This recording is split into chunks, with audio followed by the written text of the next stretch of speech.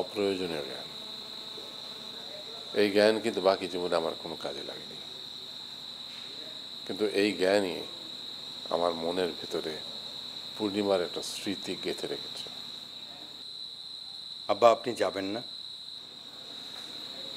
আর শরীরটা ভালো লাগছে না, তবে তোমার পুঁথির আসরে আমি থাকবো, শরীরে না হলেও অশরীরে থাকবো।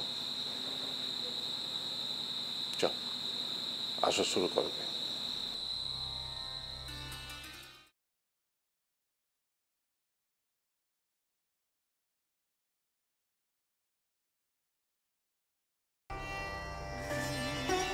আদাব দাদা। জি আদাব। আমি শিউলি। আচ্ছা আচ্ছা, শুনলাম তুমি নাকি আমার সাথে ওই পুঁথি পাঠের আসরে বসতে চাও?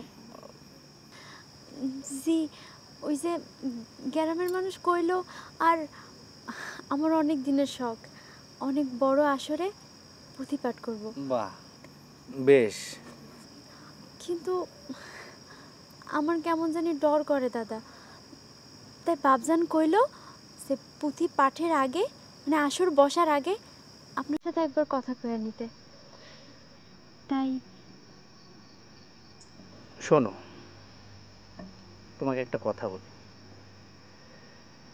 এখানে ডর ভয়ের কিচ্ছু নেই। তুমি যা জানো তাই দর্শকের সামনে তুমি বলবে, নির্ভয়ে বলবে।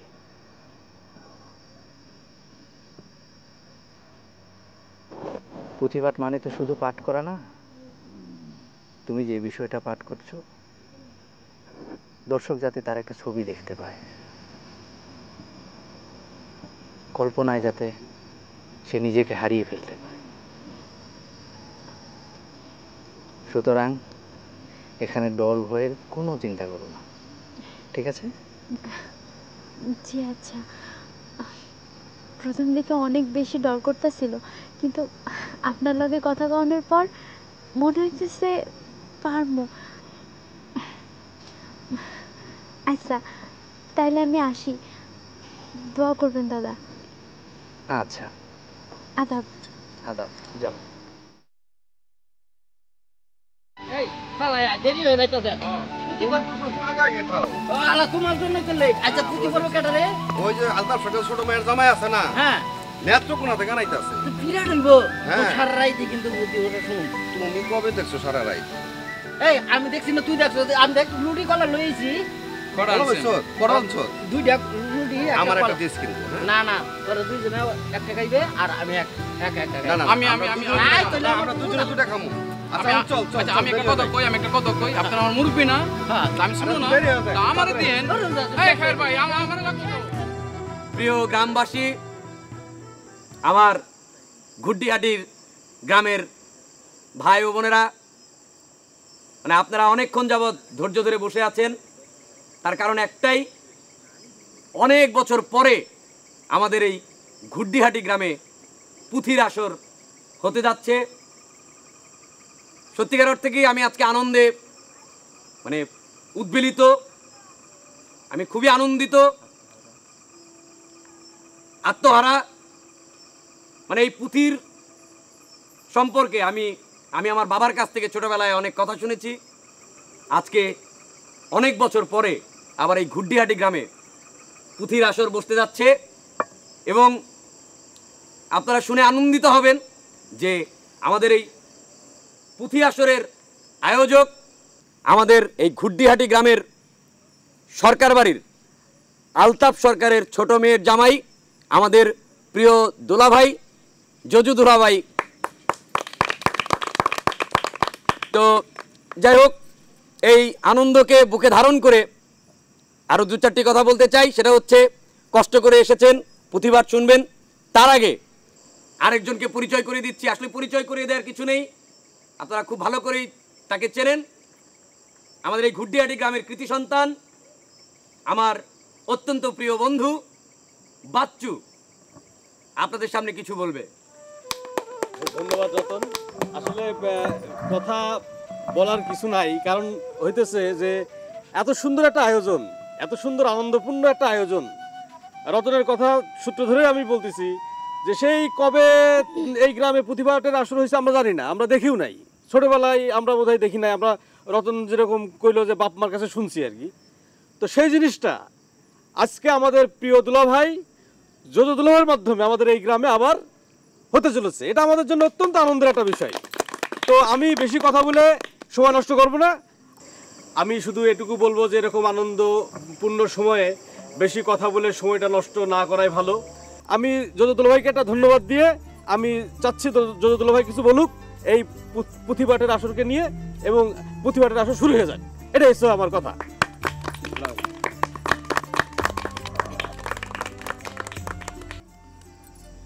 আজকে দারুণ এক পূর্ণিমার রাত। এই ধরনের পূর্ণিমার রাতে হাজার বছর ধরে আমরা যে সংস্কৃতি লালন করি, সেই লালনটা যে আমরা অনেক বড় বড় ঘটনা, ধর্মীয় ঘটনা, রাজা বাদশাদের ঘটনা, এগুলো সব পুঁথি পাঠের আসরের মাধ্যমে গ্রামের মানুষ, আমাদের দেশের মানুষ এগুলো জানে। এই যে হাজার বছরের সংস্কৃতি, সেটা আমরা ভুলতে বসেছি। এইটা এখন আর কোথাও প্রচলিত নাই। আমার ইচ্ছা আমি যখন এই গ্রামে এলাম, প্রথমেই একটা আবেদন জানাই, এই গ্রামের গ্রামবাসী আমাকে যেন জামাই বলে অভিহিত না করে। আমি চাই আমি এই গ্রামের একজন, এই পরিচয়টাই যেন আমার হয়। আমি এইটারই আশা করি। এখন যে অনুষ্ঠানটা আমরা আয়োজন করতে পেরেছি, সেটার জন্যে বাচ্চু, রতন ও মজনু এদের অশেষ পরিশ্রম আছে। আমি হয়তো বিষয়টা ভেবেছি, কিন্তু ওরা না হলে এটা সফল হতো না।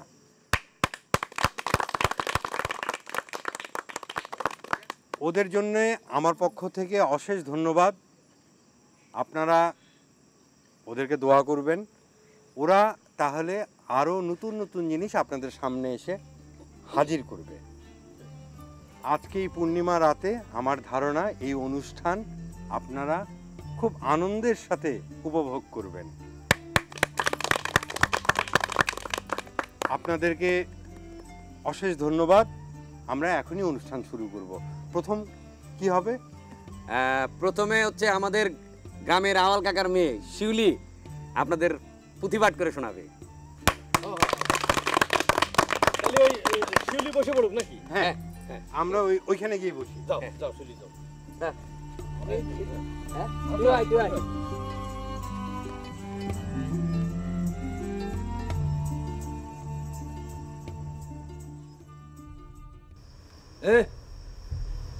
আর কতক্ষণ? উৎসব তো শুরু হয়ে গেছে, আর বেশিক্ষণ লাগবো না, আয়া পড়বো।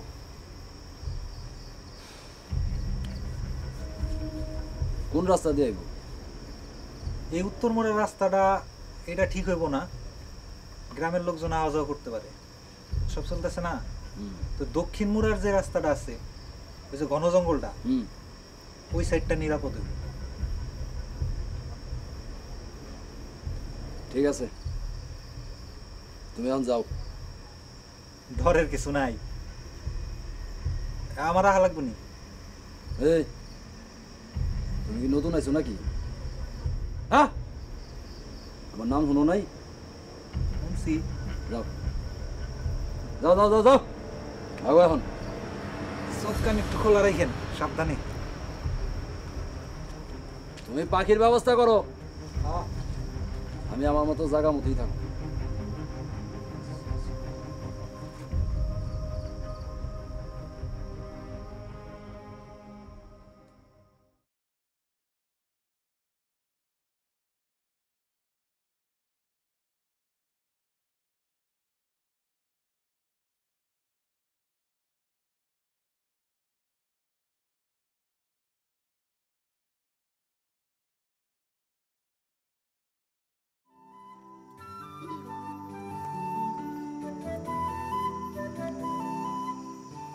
এই দেশ সোনার দেশ, এই দেশ সোনার দেশ, কেমনে পাইলাম দেশবাসী, ভুইলা গেলে চলবো কি গো, আহা ভাবো দিবানিশি।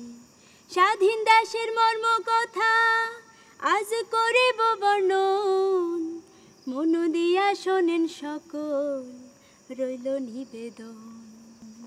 47 দেশ ভাগ হইল, রাষ্ট্র পাইল মুসলমান, ভারত ভাঙা খান হইল, পাইলাম পাকিস্তান। ধর্মের নামে হয় যে রাষ্ট্র, দুনিয়া দেখলো তারই নজির। স্বাধীন দেশে পরাধীন আমরা, মন হইল অস্থির। এ কেমন মুসলমান গো, দেখাইলো পশ্চিম পাকিস্তান। আমরা প্রজা নির্যাতিত, মন ভাঙা হইল খান খান। বঙ্গবন্ধু শেখ মুজিবর আমরা পাইলাম দেবদূত, জাতির মুক্তির ডাক দিলেন, আহা কি অদ্ভুত। 7 মার্চে দিলেন ডাক, দুনিয়া শুনল দৈব আওয়াজ। যার যা আছে তাই নিয়া যুদ্ধে নামো আজ। প্রাণপণে মুক্তিযুদ্ধে নামলো দেশবাসী, শহীদ হইল 30 লক্ষ, নির্যাতিত লক্ষ নারী। বর্বরেরই পক্ষ নিল দেশদ্রোহী রাজাকার, দেশ জুড়ে আগুন জ্বলল, হইল সারে খার। আগুন থেকে জন্ম নিল এই সোনার দেশ, ডিসেম্বরের 16 তারিখ যুদ্ধ হইল শেষ। স্বাধীনতা অর্জন করা হইছে বড় কঠিন, এখন তারে ধইরা রাখা লক্ষ মানুষের ঋণ। হায়রে লক্ষ মানুষের ঋণ, হায়রে লক্ষ মানুষের ঋণ।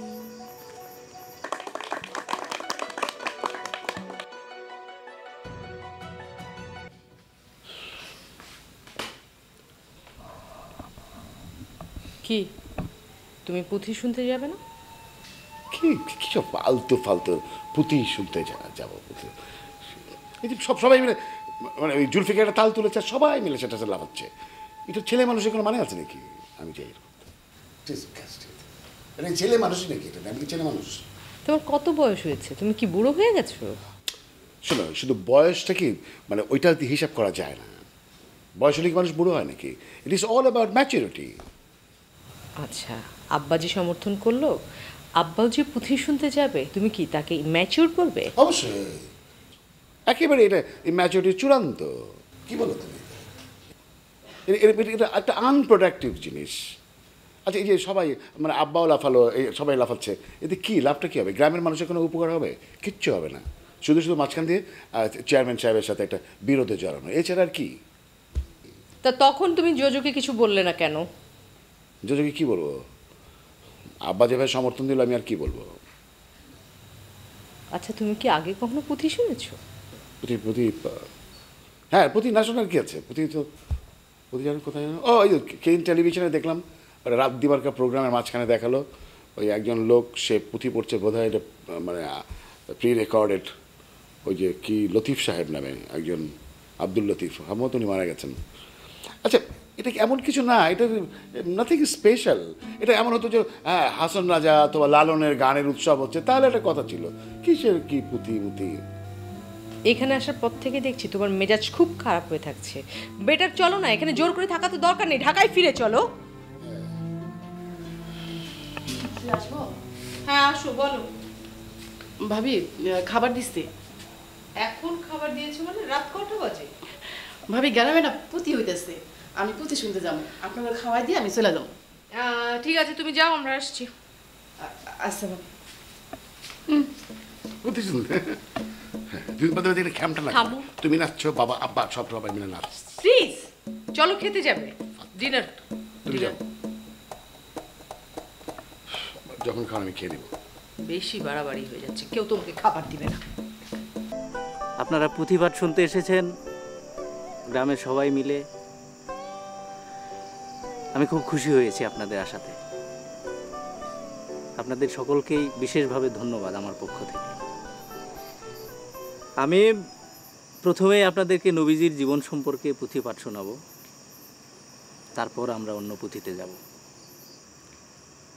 তবে পুঁথিপাঠ শুরু করার আগে আপনাদেরকে 2-4টি কথা বলে নিতে চাই। পুঁথি খুব মনোযোগ দিয়ে শুনতে হয়।